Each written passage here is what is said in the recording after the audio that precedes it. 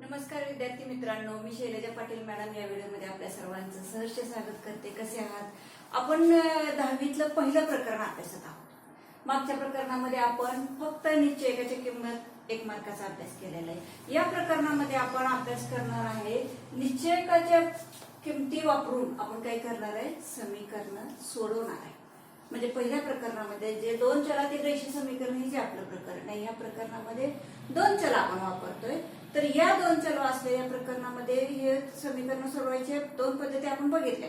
एक आलेख पद्धत बघितली, त्याच्यानंतर एक्स वायचं सहगुणक समान करून सोडवायची एक पद्धत बघितली. ही तिसरी सगळ्यात महत्वाची पद्धत, हा 3 मार्काचा प्रश्न 99% परीक्षेला येतोच. या ठिकाणी आपण आणि ही पद्धत सगळ्यात सोपी पद्धत आहे.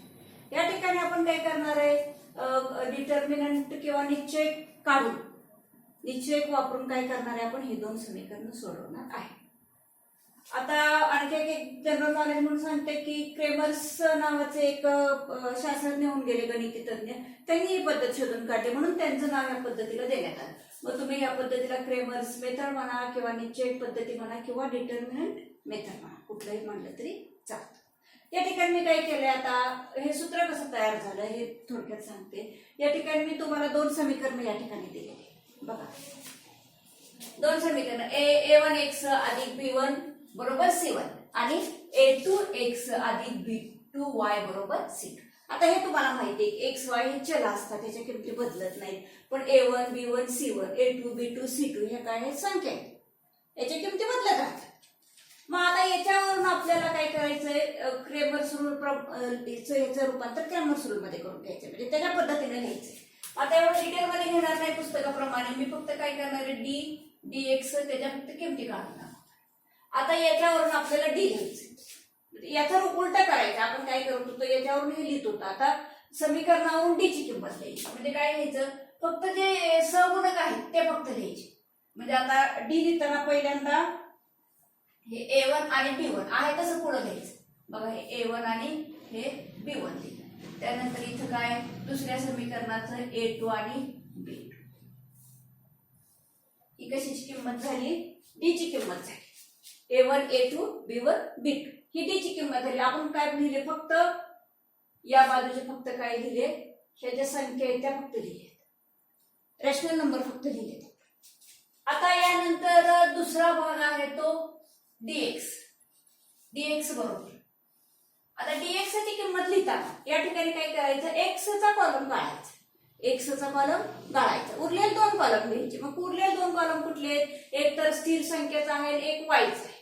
तर जो स्थिर संख्येचा कॉलम आहे तो पहिल्यांदा घ्यायचा. म्हणजे कुठली स्थिर संख्या, ही बरोबर चिन्हाची पुढची संख्या जी इथं आपण लिहिलेली नाही, c1 आणि c2. आणि मग x चा सोडून उरलेला दुसरा कॉलम कुठला आहे, y चा, b1 आणि b2. बघा हे पहिल्यांदा लिहितोय तर हेच पहिल्यांदा लिहायचे, b1 आणि b2. हे dx लिहून घेतलं आपण. आता dy लिहिताना बघा या ठिकाणी x लहान लिहिते मी, y सुद्धा लहान लिहिलेलं आहे, भागिले dy लिहिताना परत काय करायचं, y चा कॉलम गाळायचा. dy लिहिताना काय करायचं, y चा कॉलम गाळायचा. म्हणजे हा a1 a2 येणार, a1 a2 येणार आणि y चा कॉलम गाळ्यावर राहिलं काय, मग c1 c2. आता हे कसं लक्षात ठेवायचं ते तुम्ही कुठल्याही पद्धतीने लक्षात ठेवू शकता. तुम्हाला हे लक्षात ठेवायच्या 2-3 पद्धती तुम्ही विकसित करू शकताय. कुठल्या, आता तुम्ही हे समीकरण घेऊन त्याच्यावरून डायरेक्ट आता डी म्हणल्यावर a1 b1 a2 b2, dx म्हणल्यावर फक्त काय c1 c2 आधी घ्यायचं, b1 b2 आणि इथं a1 a2 आधी घेतलं आणि परत c1 c2 असं लिहा.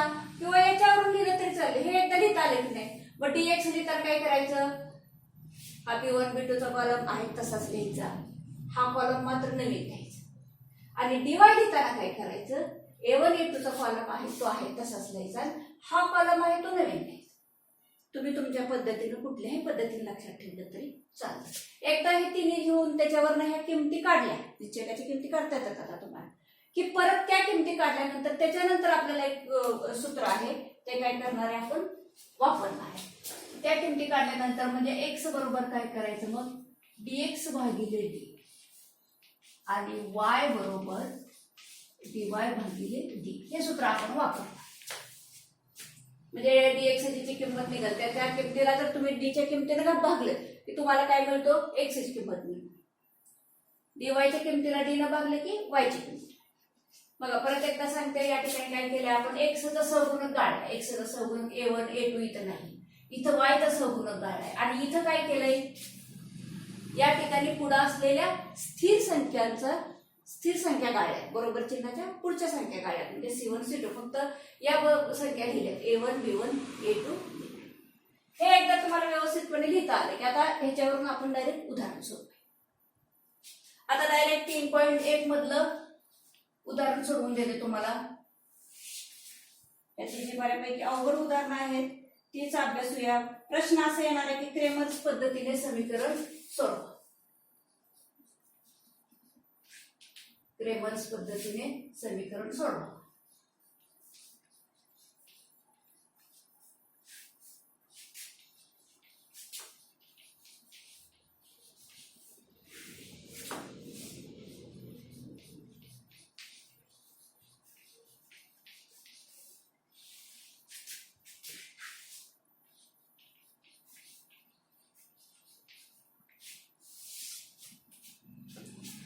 क्रेमर्स पद्धतीने समीकरणे सोडवा. या ठिकाणी काय करूया, भाग करूया.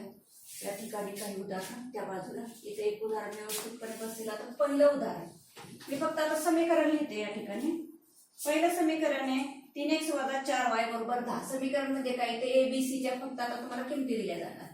3x - 4y = 10 हे एक समीकरण आहे. आणि दुसरं समीकरण आहे 4x + 3y = 5.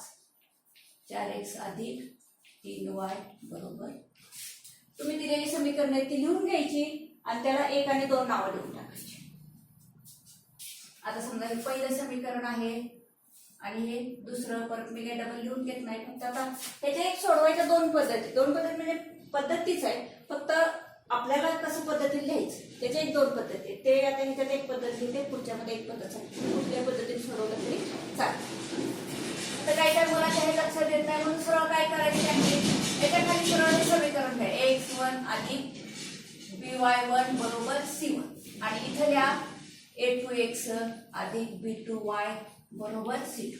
तुम्ही इथं नुसतं a1 b1 c1 a2 b2 c2 असं लिहिलं तरी सुद्धा चालतं. आता म्हणजे तुम्हाला हे कळतं याच्यावर a1 ची किंमत 3, b1 ची किंमत -4, a2 ची 4, b2 ची 3, c1 ची 10 आणि c2 ची 5. एकदा ह्या किमती मिळाल्या की फक्त ह्या पद्धतीने घेऊन काय करायचे, आपल्याला उत्तर काढायचे. मग आता याच्यावरून आपल्याला डी लिहिता येईल. मग डी बरोबर काय येणार, बघा हे पहिल्यांदा लिहिते मी a1 a2 b1 b2 बरोबर. आता a1 ची किंमत काय आहे 3, b1 4, a2 आहे a1 ची किंमत 3, b1 ची किंमत -4, a2 ची किंमत आहे 4 आणि b2 ची किंमत आहे 3. बघा या ठिकाणी किमती बरोबर लिहिल्यात का, a1 a2 b1 b2. आता तुम्हाला हे उदाहरण हे तर सोडवता येतं. आता तुम्ही मागच्या उदाहरणासारखं डिटेलमध्ये न सोडवता लगेच सोडवलं तरी चालतंय. डायरेक्ट गुणाकार केला बघा, आठवतं असं पुन्हा करून दिलं तुम्हाला. 3 त्रिक 9 - 4 चोक 16 अधिक वजाचा गुणाकार 16 म्हणजे -16.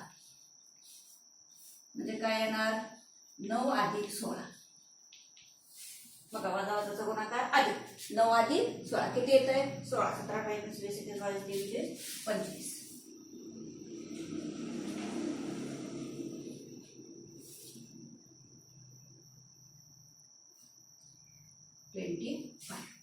ठीक आहे, त्याचीच किंमत मिळाली, डी ची किंमत मिळाली. हे व्यवस्थित चेक करायचं, चिन्ह चुकता कामा नाही.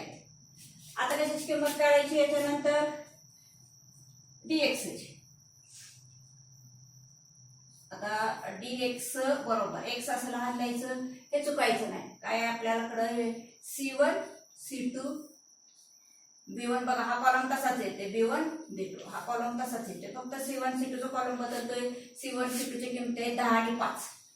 10 आणि 5 B1 B2 च्या ह्याच किमती आहेत काय, -4 आणि 3. परत त्याच पद्धतीने सोडवायचं आहे बघा. 10 त्रिक 30 असा तिरकस गुणाकार, 10 त्रिक 30 वजा, परत इथं वजा चिन्ह आहे म्हणून मी कंसात घालते 5 चोक 20 वजा 20. बरोबर. बघा वजा वजा अधिक 30 अधिक 20 किती झालं 50. वजा वजाचा गुणाकार अधिक, याची किंमत आली 50. ठीक आहे. वजा वजा अधिक. आता कशाची किंमत काढायची, dy बरोबर. आता dy लिहिताना हा कॉलम आहे तसाच लिहायचा, A1 A2 कुठल्या पद्धतीने तुम्ही लक्षात ठेवलं तर चालतो. आणि दुसरा कॉलम कुठला लिहायचा आहे, याचा लिहायचा आहे, C1 C2. सोपी जातात मुलांना, आवडतात ते त्यांना ते सोडवायला. आता A1 3 आणि 4, C1 C2 च्या 10 आणि 5, याच्यात कुठेही वजा चिन्ह नाही. बरोबर. आता बघा 5 त्रिक 15 वजा 10 चोक 40. ठीक आहे. 15 वजा 40. बघा या ठिकाणी मधलं वजा चिन्ह वापरलं गेले, मधलं वजा चिन्ह वापरलं गेलेलं आहे. हे चिन्ह कॅन्सल झालेलं नाही. 15 रुपये 40 रुपये खर्च केलं म्हणजे आपल्याला काय होणार, कर्ज येणार, वजा चिन्ह येणार. 15 10 25 आणि 10 35 आणि 5 40 म्हणजे किती येणार, वजा 15. साधारण या संख्या एकच पाड्यातल्या आहेत, त्याच्यावरून आपल्याला समजतं की आपलं उदाहरण बरोबर. आता ह्या तिन्ही किमती काढल्या. आता आपलं ते सूत्र x बरोबर dx भागिले dt, तर सूत्राला सुद्धा किमती मार्क आहेत. x बरोबर dx भागिले d. x बरोबर काय येत आहे, आता dx ची किंमत किती आली होती 50 आणि d ची 25, म्हणजे 50 भागिले 25.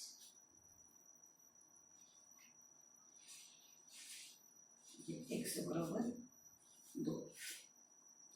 आणि दुसरी किंमत आपण काढणार आहे y बरोबर dy भागिले d, म्हणजे y बरोबर, आता dy ची किंमत किती आहे वजा 25 भागिले 25, वजा 25 भागिले 25, म्हणजे काय येत आहे 25 एक 25, पण चिन्ह ऋण असल्यामुळे वजा 1, ऋण असल्यामुळे वजा 1. बघा आता ह्या दोन्ही किमती की नाही मनातल्या मनात हे समीकरण कुठल्या एका समीकरणात घालून बघायचं, उत्तर बरोबर आलं पाहिजे. आता हे आधीचं समीकरण आहे, मी इथं घातलं, समजा हे 4 दुने 8 आणि वजा 1 म्हणजे वजा 3, 8 वजा 3 5 आलं किंमत. लगेच आपण तळा करून बघायचं गणित बरोबर आहे का ते आपल्याला समजते. तर हे यातलं एक बऱ्यापैकी सोपं असलेलं हे उदाहरण तुम्हाला सोडलं. आता ह्याच्यातलं एक थोडंसं अवघड असलेलं उदाहरण घेऊया, दुसरं उदाहरण.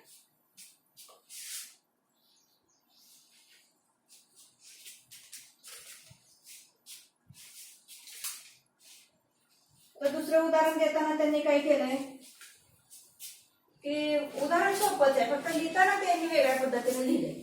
सगळी पदं एक आपलं सूत्र लिहितो तशी लिहिलेली नाही. 4x अधिक 3y वजा 4 बरोबर 0 आणि 6x बरोबर 8 वजा 5y. मग अशा पद्धतीने हिने काय केलेलं, हे समीकरण लिहिलेलं दिलेलं आहे. म्हणजे याच्यात काय केलंय त्यांनी, हे स्थिर पद अलीकडे घेतले, ही काही हे दोन पद हे वायचं पद पलीकडे दिले, ती फक्त आपण काय करायचं व्यवस्थित करायचं. म्हणजे हे समीकरण कसं होईल आपलं, 4x अधिक 3y बरोबर हे 4 तिकडे घालवल्यावर झाले अधिक 4 झाले पहिले समीकरण. आणि हे दुसऱ्या समीकरणात फक्त काय करूया, वजा 5y इकडे घेऊया, झाले अधिक 5y. आणि हे 8 आहे तसं तिकडे राहतंय, त्यामुळे त्याचं चिन्ह बदलायचा प्रश्न येत नाही. त्याला तुम्ही 2 नंबर दिलात तरी चालतं. हे 2 झाले. आता झाले यासारखंच हे उदाहरण तयार झाले, काही वेगळं फरक नाही. आता या उदाहरणामध्ये बघा 4x अधिक 3y बरोबर 4 आणि चिन्ह वगैरे सगळे हे फक्त वजा तिकडे गेले अधिक झालं. हे 6x होतं, हे 5y आपण अलीकडे घेतलं, 8 तिकडेच राहिले, काही बदल झालेले. हे गणित तुम्ही सोडवू शकता, हे गणित तुम्ही सोडवू शकता. हे गणित तुम्ही पुढे सोडवा, काही प्रॉब्लेम येणार नाही तुम्हाला. याच्यामध्ये नाही सुटलं तर मला कॉल करा किंवा मला मेसेज टाका, सोडवून देते तुम्हाला. आता त्याच्यातलं तिसरं उदाहरण सुद्धा तुम्ही सोडवू शकता. तिसरं उदाहरण सुद्धा सोपंच आहे. ते पण तुम्ही सोडवा. त्यातलं चौथं उदाहरण आहे ते तुम्हाला सोडवून देते. ते पण सोपंच आहे उदाहरण, पण एक उदाहरण सोडवून देते तुम्हाला. उदाहरण असं आहे 6x वजा 4y बरोबर -12 आणि 8x वजा 3y बरोबर -2. आता ह्या उदाहरणाचं वैशिष्ट्य असं आहे की ह्याच्यात C1 C2 ची किमती ऋण आहे किंवा इथल्या पण किमती ऋण आहे. त्यामुळे काय होतं, थोडंसं इथं सोडवताना थोडंसं काय होतं, पुढे चुकायची शक्यता असते. हे जर उदाहरण सोडवून देते तुम्हाला मी. फक्त मी मागे सांगितलं त्याप्रमाणे काय करायचं तुम्ही, याच्या बरोबर याच्या खाली काय देणार आपण, a1x अधिक b1y बरोबर c, आणि इथं काय देणार a2x अधिक b2y बरोबर c. आपल्याला परफेक्ट त्या किमती माहिती झाल्या की पुढे काही चुकत नाही. आता डी बरोबर आता हे माहिती आपल्याला काय, हेच फक्त डी बरोबर पण लक्षात ठेवायचं सोपं आहे. a1 b1 घ्यायचं, a1 b1 आणि a2 b2 बरोबर. सांगा आता याच्या किमती काय आहेत. चिन्हाच्या बाबतीत थोडस काळजी घ्यायची.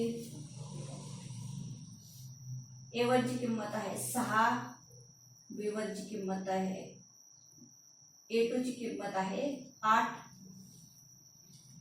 b1 ची किंमत आहे -4 आणि b2 ची किंमत आहे वजा चिन्ह असल्यामुळे थोडस व्यवस्थितपणे सोडवायचं, दुसरं काही नाही. आता हे बघा, आता हे सोडवतो. आता ह्या दोन्हीचा गुणाकार 7 त्रिक 18, फक्त चिन्ह येणार -18.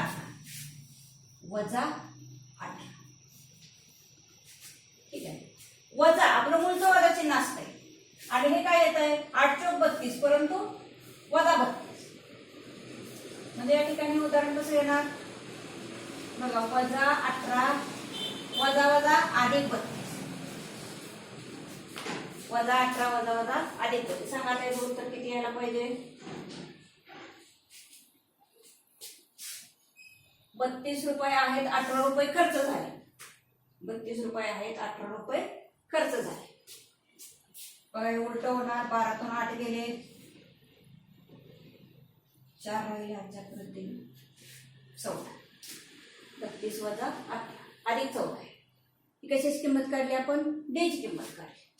आता dx बरोबर परत dx लिहिताना कसं लिहायचं, C1 C2 आणि पुढचा कॉलम हाच येणार b1 b2 बरोबर.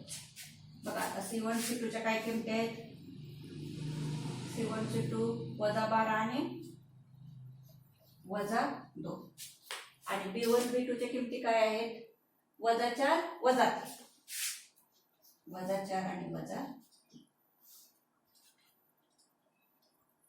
ठीक आहे बरोबर. आता बघा आता ह्यांचा गुणाकार करताना आता असाच तिरका गुणाकार येणार. चिन्ह जर व्यवस्थित बघायचे, -12 गुणिले -3, वजाचा गुणाकार अधिक असतो.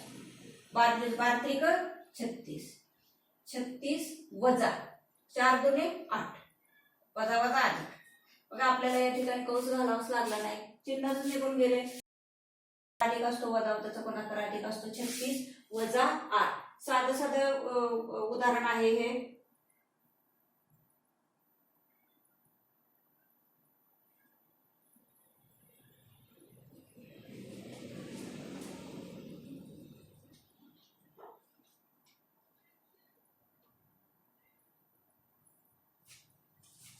ठीक आहे. आता यांची वजाबाकी 36 मधून 8 गेले, किती राहत आहेत 28, 29, 30. चिन्ह अर्थात अधिक चिन्ह. ठीक आहे. इथं 14 आले, इथं 28 आले, पाड्यातला आलं याचा अर्थ आपलं बरोबर आहे. आता कशाची किंमत काढायची, dy बरोबर. परत आता dy लिहिताना हा कॉलम a1 a2 चा कॉलम पहिल्यांदा घ्यायचा. बघा a1 a2 इथला याचा हा पहिल्यांदा कॉलम घ्यायचा आणि दुसरा कॉलम कुठला आहे, हा लगेच C1 C2 बरोबर. आता a1 a2 ची किंमत 6 आणि 8, 6 आणि 8. C1 C2 च्या किमती आहेत -12 आणि -2. -12 आणि -. ठीक आहे, आता मागास प्रमाणेच यांचा गुणाकार. इथं वजा वजा चिन्ह येत आहे, तर या ठिकाणी नाही आता कॅन्सल होणार.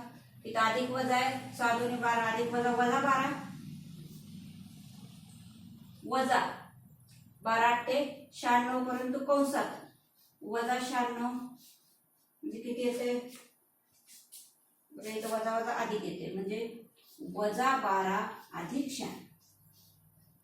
-12 अधिक 96. बघा परत एकदा चेक करूया. A1 A2 च्या किमती 6 आणि 8. C1 C2 च्या किमती -12 आणि -2. 6 दुनी 12 वजा 12 हे मूळचं वजा चिन्ह आणि ह्याचं हे वजा चिन्ह. 12 8 96 वजा वजा अधिक. आता 96 मधून 12 गेले. 96 मधून 12 गेले.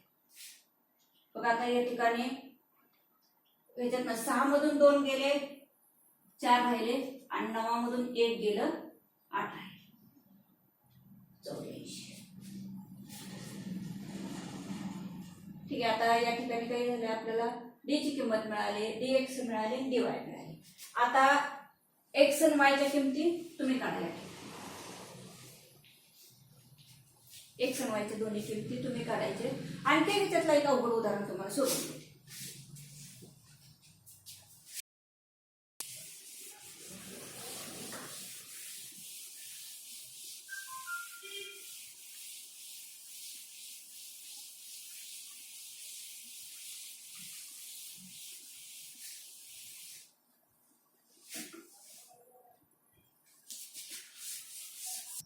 सहावं उदाहरण आहे आता. 2x अधिक 3y बरोबर 2 आणि x वजा y भागिले 2 बरोबर 1/2. एवढे गणित सोडवल्यानंतर असं गणित आलं की जरा बऱ्यापैकी टेन्शन येतं तुम्हाला, पण काही नाही, हे गणित जर सोपंच आहे. फक्त एक स्टेप आपल्याला थोडीशी करायला लागणार आहे. इथं काही प्रॉब्लेम नाही, हे साधं साधं सरळ समीकरण. इथं जरा प्रॉब्लेम नाही. इथं छेदस्थानी 2 आहे पण दोन्हीकडे आहे. दोन्हीकडे आहे तो आपल्याला घालवायचा आहे. एक लक्षात ठेवायचं की पूर्ण समीकरणाला 2 न गुणून टाकायचं. पूर्ण समीकरणाला 2 न गुणून टाकायचं, 2 निघून जाते संपूर्णपणे आणि त्याला जास्त काही करत बसायचं नाही. इथं काय बदल करत नाही मी. इथं फक्त काय लिहिते? A1x अधिक B1y बरोबर C1. आणि इथं काय करते? पूर्ण पदाला 2 ने गुणते म्हणजे इथं काय येणार? इथं 2 ने गुणल्यावर काय येणार? 2x वजा इथं 2 ने गुणल्यावर 2 कॅन्सल करणार, नुसतं y राहणार. इथं 2 ने गुणल्यावर 1 राहणार. वाटलं तरी इथं लिहा, प्रत्येक पदास 2 ने गुणले. ठीक आहे, झालं आपल्याला समीकरण मिळालं. आता परत याला काय म्हणायचं मग? A2x अधिक B2 बरोबर C2. झाल्या का नेहमीसारखे 2 समीकरणे मिळाले. ओके, आता फक्त सोडवत जायचं आहे. हे पण उदाहरण सोपं आहे, तुम्ही सुद्धा सोडवू शकता. आता t बरोबर A1 A2 B1 B2. काय A1 आणि A2 ची पण 2 आहे, B1 ची किंमत आहे 3 आणि B2 ची किंमत आहे -1. मग इथं काय येते उत्तर? -2 वजा 3 दोन्ही 6 म्हणजे 6 वजा 8.